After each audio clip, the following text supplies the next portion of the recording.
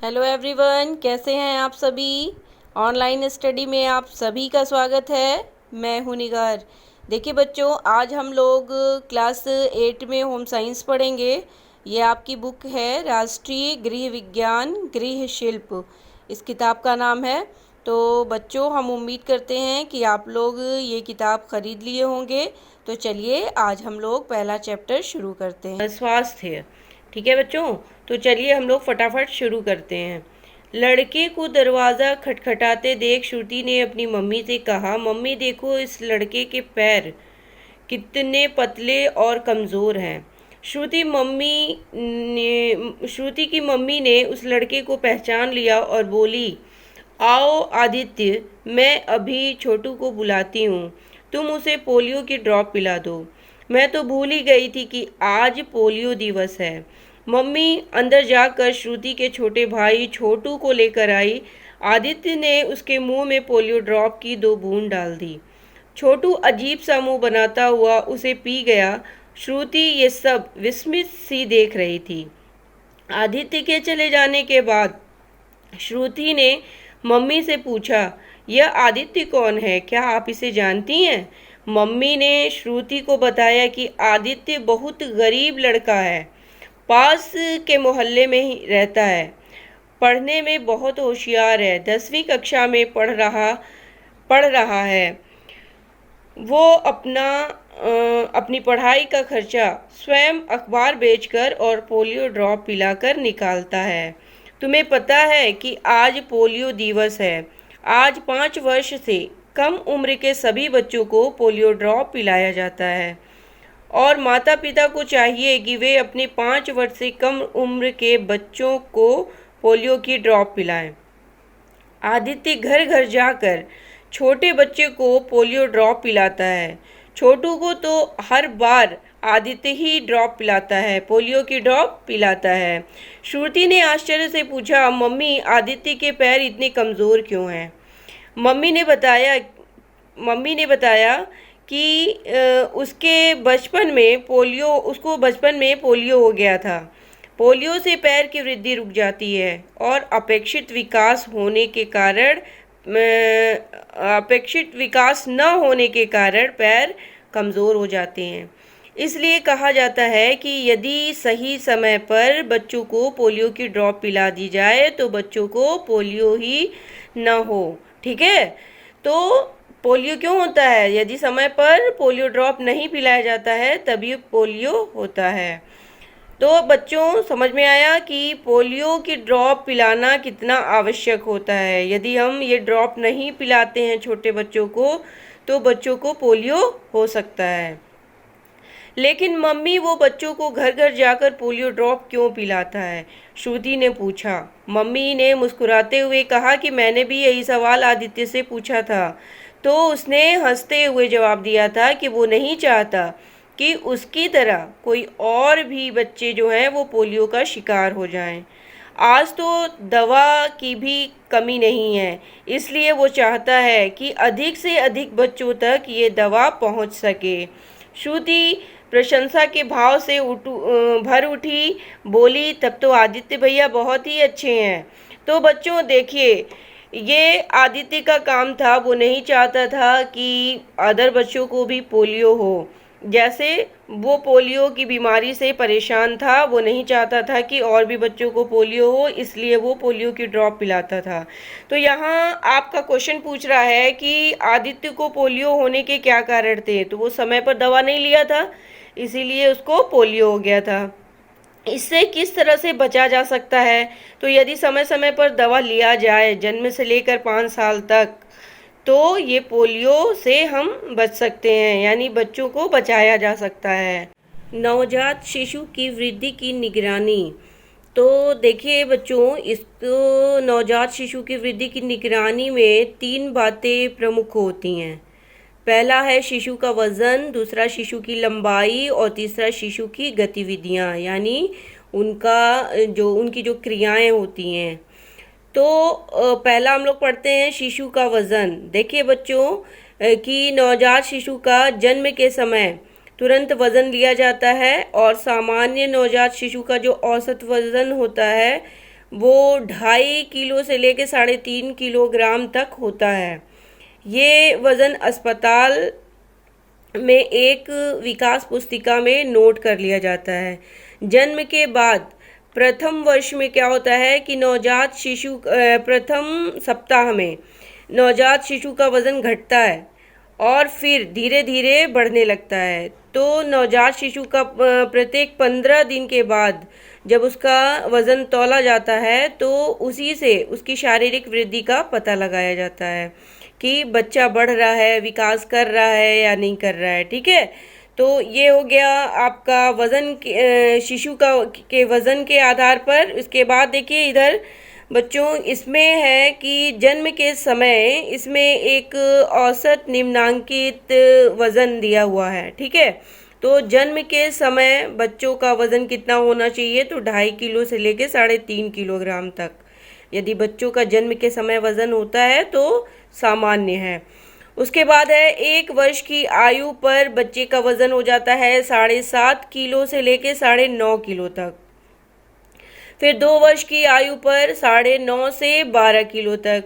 उसके बाद 3 वर्ष की आयु पर 12.5 किलो से लेकर के 14.5 किलो तक। यानी कि जब बच्चा 3 साल का हो जाता है तो उसको 14.5 किलो तक अगर बच्चा होता है तो वो सामान्य होता है। ठीक है, यानी उसकी शरीर का जो वज़न है वो सही होता है। फिर शिशु की लंबाई के आधार पर देखा जाए तो उसकी लंबाई जो होती है वो उसका विशेष स्थान होता है। लंबाई का मतलब लंबाई भी ध्यान रखा जाता है कि बच्चा बढ़ रहा है या नहीं, या सिर्फ उसका वज़न बढ़ रहा है, तो इसका भी ध्यान रखा जाता है। तो क्या करते हैं कि बच्चे को समतल मेज़ पर सीधा लिटा दिया जाता है जिस पर सेमी के चिन्ह लगे रहते हैं। इसके यानी सेमी मतलब सेंटीमीटर के चिन्ह लगे होते हैं। इसके सिर से लेकर एड़ी तक की लंबाई नाप ली जाती है। इस लंबाई को उसके विकास चार्ट में अंकित कर लिया जाता है। ठीक है, अंकित कर लिया जाता है। उसके बाद है बालक की लंबाई के आधार पर उसकी वृद्धि का ज्ञान होता है। तो इस तरह से उसकी लंबाई को भी नापा जाता है। इससे इस बात का ध्यान रखा जाता है इसमें कि बालक की लंबाई सही रूप से बढ़ रही है या नहीं। जन्म के समय शिशु की औसत लंबाई देखिए 50 सेंटीमीटर होती है। ये वृद्धि क्रमशः बढ़ती रहती है, ये घटती नहीं है। ठीक है, तो ये बढ़ती रहती है। जैसे जन्म के समय 50 सेंटीमीटर से 55 सेंटीमीटर तक की लंबाई होती है बच्चों की। फिर बच्चा 1 वर्ष की आयु का होता है तो 75 सेंटीमीटर से 80 सेंटीमीटर तक हो जाता है। 2 वर्ष की आयु होती है तो 90 सेंटीमीटर से 95 सेंटीमीटर तक होता है। 3 वर्ष की आयु होती है तो क्या है 98 सेंटीमीटर से 103 सेंटीमीटर तक हो जाता है। तो इस तरह से बच्चों की लंबाई बढ़ती रहती है। यदि बच्चा 4 वर्ष की आयु में आता है तो 105 सेंटीमीटर से 110 सेंटीमीटर तक की उसकी लंबाई होनी चाहिए। यदि नहीं होता है ऐसा तो बच्चों की ग्रोथ कम हो रही है, इसका पता चलता है। ठीक है बच्चों, इसके बाद हम लोग पढ़ेंगे शिशु की गतिविधियाँ। ये देखिए तीसरा इसका जो प्रमुख बात है वो शिशु की गतिविधियाँ हैं। तो नवजात शिशु के जन्म के बाद उसके शरीर का धीरे धीरे पोषण से बालक की मांसपेशियां एवं नाड़ियां मजबूत होती हैं। देखिए जैसे जैसे बच्चा बड़ा होता है वैसे वैसे उसकी मांसपेशियां बढ़ने लगती हैं। ठीक है, ग्रोथ करने लगती हैं। संतुलित पोषण से बालक की मांसपेशियां और नाड़ियां मजबूत होती हैं। ठीक है, तथा इसी के द्वारा बालक अनेक गतिविधियां प्रारंभ करता है। नवजात शिशु स्वयं कुछ भी नहीं कर सकता, न तो उठ सकता है, न बैठ सकता है, न ही खड़ा हो सकता है। वो तो केवल रोकर अपनी बात दूसरों को कहता है। ठीक है, तो उदाहरण के लिए जैसे भूख लगने पर शिशु रोता है, बोलकर भोजन नहीं मांग सकता है ना, क्योंकि बच्चा छोटा है, बोल नहीं सकता, इसलिए वो हर बात पर जो कुछ भी उसको चाहिए, जो भी तकलीफ़ होती है या जो कुछ भी वो चाहता है, तो वो रो कर ही इंडिकेट करता है कि उसको क्या कमी है, क्या चाहिए उसको। ठीक है बच्चों, तो बालक की कुछ गतिविधियां जो भी हैं जो विकास क्रम के आधार पर बनाई गई हैं।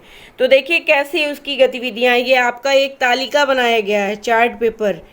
ठीक है, तो ये चार्ट जो बनाया गया है तो आयु के आधार पर कि बच्चा जब 1 महीने का होता है तो क्या करता है, 2 महीने का होता है तो क्या करता है। तो 1 महीना, देखिए 1 महीने का होता है तो क्या होता है, थोड़ी ऊपर करना शुरू कर देता है।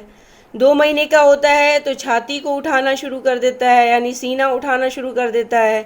3 महीने का होता है तो वस्तु को पकड़ना और छोड़ना, ये चीज़ हो जाती है। 4 महीने का होता है तो सहायता से, मतलब किसी चीज़ की सहायता से बैठने की कोशिश करता है।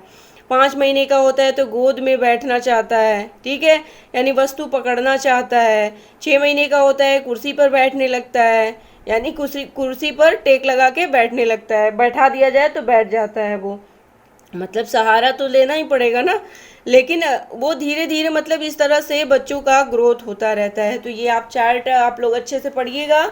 इसके बाद हम लोग शुरू करते हैं कि वृद्धि निगरानी से लाभ क्या होता है। ठीक है बच्चों, तो देखिए नियमित संरक्षण एवं समय समय पर आवश्यक टीके लगवाने से बच्चे के सर्वांगीण विकास यानी पूर्ण रूप से विकास में सहायता मिलती है। भविष्य में होने वाली बीमारियों से बच्चों को सुरक्षित रखा जा सकता है। ठीक है, तो प्रतिरोधक क्षमता एवं इसके महत्व, देखिए अब प्रतिरोधक क्षमता और इसके महत्व हम लोग पढ़ते हैं। प्रतिरोधक क्षमता यानी कि किसी भी बीमारी से लड़ने की जो क्षमता होती है, व्यक्ति की शारीरिक क्षमता का सर्वाधिक सशक्त पहलू होता है। यानी अगर बच्चे के अंदर कोई बीमारी है तो उसकी प्रतिरोधक क्षमता जो होती है वो कम होने लगती है। ठीक है, तो इस तरह से देखिए प्रतिरोधक क्षमता व्यक्ति की शारीरिक क्षमता का सर्वाधिक सशक्त पहलू होता है जो अनेक बीमारियों से लड़ने की क्षमता का विकास करता है। परिणाम स्वरूप क्या होता है, रोग के जीवाणु शरीर में अपना प्रभाव स्थापित नहीं कर पाते और शरीर स्वस्थ रहता है। तो इस तरह से प्रतिरोधक क्षमता भी उसकी बढ़ती है, यानी प्रतिरोधक क्षमता, किसी चीज़ से लड़ने की क्षमता उसकी बढ़ जाती है जैसे जैसे वो ग्रोथ करता है। प्रतिरक्षा टीका लगाने की विधि एवं महत्व, तो देखिए बच्चों शरीर की प्रतिरोधक क्षमता बढ़ाने के लिए थोड़ी सी मात्रा में किसी रोग के रोगाणु को इंजेक्शन या ड्रॉप के माध्यम से शरीर में पहुंचाना प्रतिरक्षा टीकाकरण कहलाता है। ये क्वेश्चन आपसे पूछा जा सकता है कि प्रतिरक्षा टीकाकरण किसे कहते हैं या टीकाकरण क्या होता है। ठीक है, तो ये होगा आपका कि शरीर की प्रतिरोधक क्षमता बढ़ाने के लिए थोड़ी सी मात्रा में किसी रोग के रोगाणु को इंजेक्शन या ड्रॉप के माध्यम से शरीर में पहुंचाना प्रतिरक्षा टीकाकरण कहलाता है। ये रोगाणु शरीर में जाकर के रोगों से संबंधित प्रतिरोधक क्षमता को जागृत करते हैं। इस विधि के माध्यम से शारीरिक प्रतिरोधक क्षमता में अपेक्षित विकास होता है। इस टीके के प्रयोग से बच्चों का भविष्य सुरक्षित हो जाता है और शारीरिक और मानसिक रूप में मजबूत होने के कारण वह प्रत्येक क्षेत्र में अपना विकास कर सकता है। तो बच्चों को अनेक बीमारियों से बचने के लिए टीकों की नियमित जानकारी का होना बहुत ही आवश्यक होता है। तो देखिए यहाँ पर एक तालिका बनाई गई है। तो जब बच्चे जन्म लेते हैं तो जन्म के समय ये एक कार्ड दिया जाता है बच्चों को। ठीक है, बच्चों का कार्ड माँ बाप को दिया जाता है ये कि इसमें जैसे ही बच्चे जन्म लेते हैं तो जन्म के बाद बच्चों को कब कब टीका लगवाया जाता है। तो यहाँ पर डेट देता है कि किस समय में टीका कब दिया गया, जब लगाया जाता है तब का समय और इसके बाद कब लगाया जाएगा उसका समय। ठीक है। तो यहाँ पर डेट दे देता है कि यदि 5 तारीख को लगाया गया है तो फिर कब लगाया जाएगा, 1 महीने के बाद, 2 महीने के बाद, ठीक है। तो इस तरह से ये टीकाकरण की सारणी है। तो जब बच्चे जन्म लेते हैं तो इस तरह से देखिए यहाँ पर दिया है ना, जन्म से, जन्म के बाद फिर 6 सप्ताह में, फिर 10 सप्ताह में, फिर 14 सप्ताह में, फिर उसके बाद 6-9 माह के बीच में, ठीक है। तो इस तरह से टीकाकरण बच्चों को पूरा पूरा लगाया जाता है। तो जितने भी ये टीकाकरण हैं वो सब बच्चों को लगाए जाते हैं। एक तरह से कहा जाए तो 16 साल तक टीकाकरण लगता है, 15-16 साल तक के बच्चों को।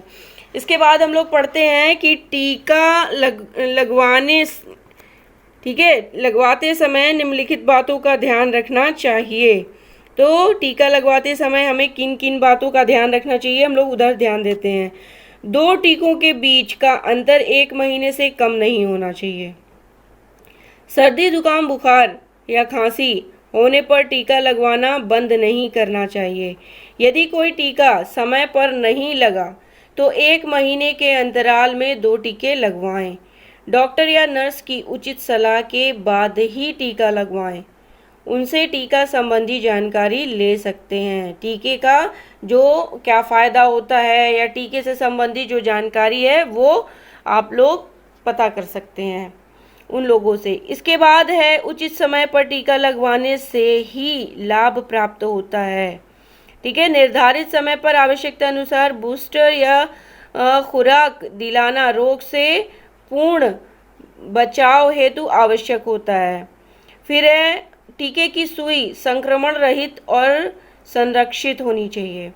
फिर है टीका लगवाने के बाद यदि बच्चे को बुखार आ जाए तो यह संकेत है कि प्रतिरोधक टीका शरीर की प्रतिरोधक क्षमता को विकसित कर रहा है, ठीक है, यानी सही होता है एक तरह से बुखार आना।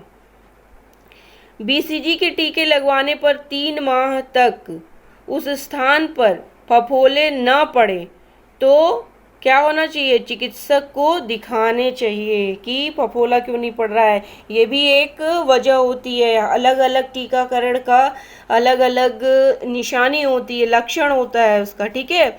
9 माह से पूर्व बच्चे को खसरे का टीका नहीं लगवाना चाहिए। यदि बच्चा 9 महीने से पहले का है यानी 8 महीने का है तो उसको ये खसरे का टीका नहीं लगना चाहिए, यानी 1 साल पर लगना चाहिए। इसके बाद है जानने योग्य कुछ तथ्य है। जन्म के तुरंत बाद बच्चे को स्तनपान कराना चाहिए क्योंकि माँ के जो प्रारंभिक दूध में कोलेस्ट्रॉम की मात्रा होने से बच्चे में जो प्रतिरोधक क्षमता का विकास होता है। ये दूध बच्चे के लिए बहुत उपयोगी होता है। तो प्रमुख रोग एवं उसके उपचार क्या हैं। अब आपका पहला देखिए इसमें रोग दिया हुआ है क्वाशियरकर। ये रोग आपने कभी सुना है, इसका नाम पहली बार सुन रहे हैं आप लोग, है ना। तो चलिए, ये क्वाशियरकर क्या होता है। ये रोग मुख्यतः बच्चों में प्रोटीन की कमी से होता है। इस रोग से बच्चों का शारीरिक विकास अवरुद्ध हो जाता है, यानी उनका जो शरीर का विकास होता है वो रुक जाता है। शरीर सूज जाता है और भूख कम लगती है। बालों की चमक खत्म हो जाती है।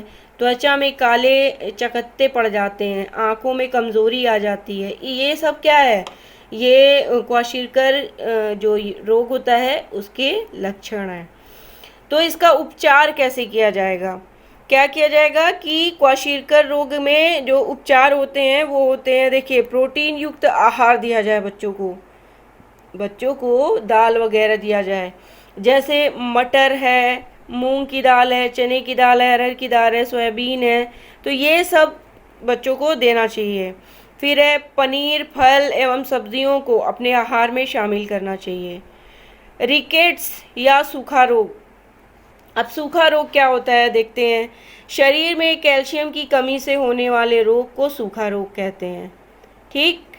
आपका क्वेश्चन पूछ सकता है कि सूखा रोग कैसे होता है या किसे कहते हैं, ठीक है। तो शरीर में यदि कैल्शियम की कमी हो जाती है तो उससे सूखा रोग होता है। बालक के शारीरिक विकास में कैल्शियम और फास्फोरस जैसे तत्व जो होते हैं वो हड्डियों और दांतों के निर्माण में सहायक होते हैं। तो तो इनके अभाव से ही ये क्या होता है, दुर्बल हो जाते हैं, यानी कमज़ोर हो जाते हैं और त्वचा जो होती है वो सूख जाती है। विटामिन डी की कमी से भी यह रोग होता है। जो सूखा रोग होता है वो विटामिन डी की कमी से होता है। इसके कारण अस्थि तंत्र का विकास सुचारू रूप से नहीं हो पाता। तो आपको समझ में आया कि रिकेट्स क्या है। रिकेट्स यानी सूखा रोग है और ये विटामिन डी की कमी से होता है। रिकेट्स सूखे रोग का उपचार, तो इसमें पहला है विटामिन डी युक्त भोजन करने और सूर्य स्नान करने से इस रोग में लाभ मिलता है। यदि विटामिन डी युक्त भोजन लिया जाए और सूर्य के प्रकाश में स्नान किया जाए तो क्या होगा, ये रोग कम हो जाएगा, कम हो सकता है। कैल्शियम फास्फोरस युक्त पदार्थ विटामिन डी की उपस्थिति में लाभदायक होते हैं और इसके साथ साथ तीनों की समान मात्रा अपने और अपने बच्चों के आहार में शामिल करनी चाहिए। दूध, दही, पनीर, अंडा, दाल, फल तथा पत्तेदार सब्जियों का प्रयोग करना चाहिए। यदि हम ऐसा करते हैं तो क्या होता है, सूखा रोग नहीं होगा, अगर है भी तो कम होने लगेगा। इसके बाद देखिए एक रोग है रक्ताल्पता। रक्ताल्पता क्या होता है, आपने कभी नाम सुना था रक्ताल्पता का? रक्ताल्पता का अर्थ होता है रक्त का अल्प होना यानी कम होना। रक्ताल्पता, रक्त का अल्प होना यानी कम होना। तो जब खून की कमी हो जाती है तो ये रोग हो जाता है रक्ताल्पता।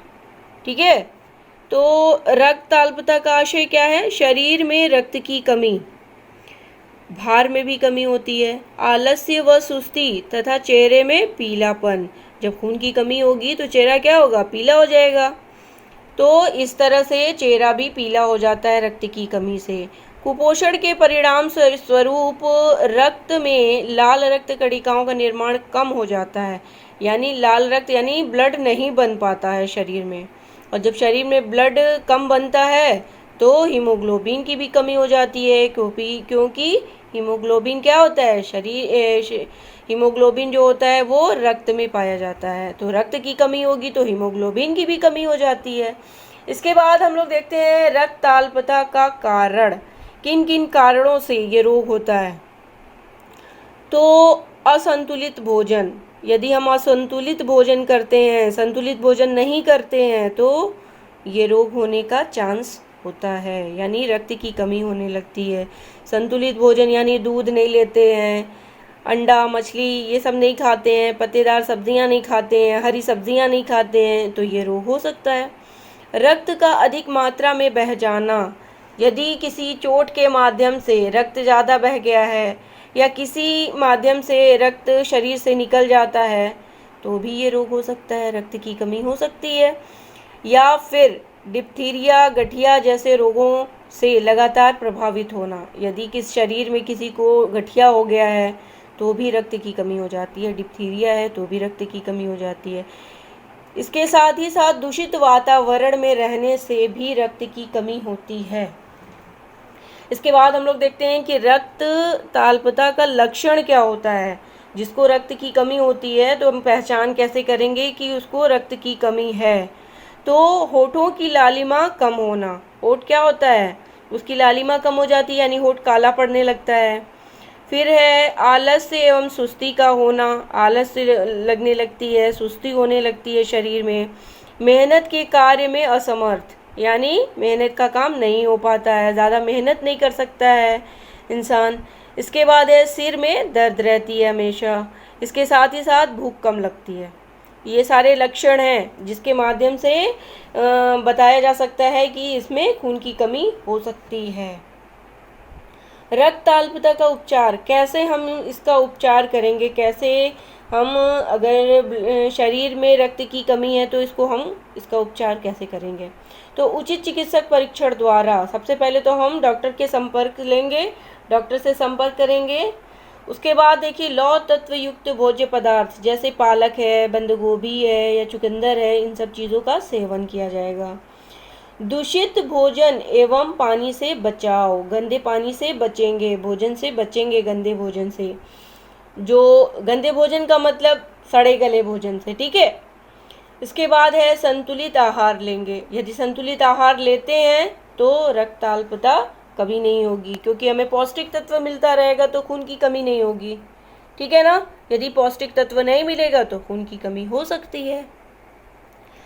इसके बाद हम लोग कुछ जानने योग्य बातें पढ़ते हैं। लौह तत्व शरीर में 4 से 5 ग्राम तक उपस्थित होते हैं, यानी हमारे शरीर में जो आयरन की मात्रा होती है वो 4 से 5 ग्राम उपस्थित होती है, ठीक है, हमारे शरीर में। उसकी 70% मात्रा जो होती है वो हीमोग्लोबिन में होती है। तो यदि खून की कमी हो जाएगी तो हीमोग्लोबिन की भी कमी होगी, हीमोग्लोबिन की कमी होगी तो आयरन की कमी हो जाएगी, है ना।